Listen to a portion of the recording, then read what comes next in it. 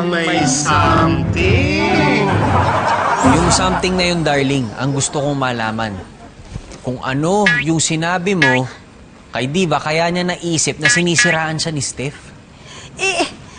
Malalaman ko yung pag nahanap ko na yung cellphone ko.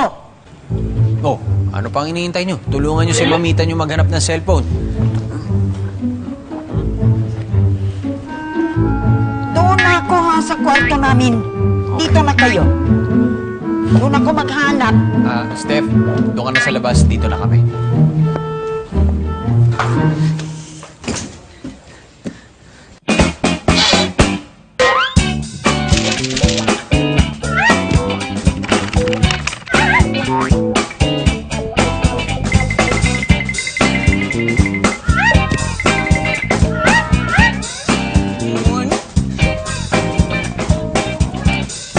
Ay, mali.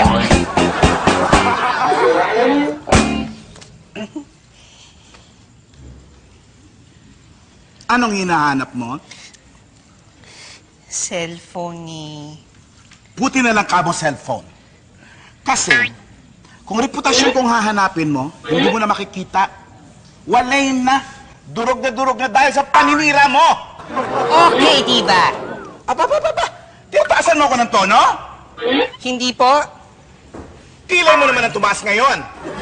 Straight lang po. Slight ako, slight. Tumaas pa rin.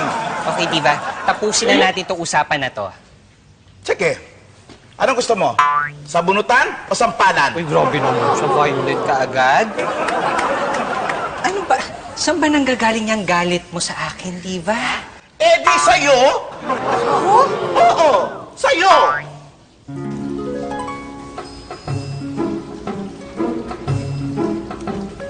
Saan ka pupunta? Malaki kakita kita. Dito lang. May sinabi ka ba kay Diva? Wala. Wait lang, ha? Okay? Wait ka lang. Derry, ba't ikaw ang tinanong ni Seth kung may sinabi ka sa akin? Ba't hindi si Bebe?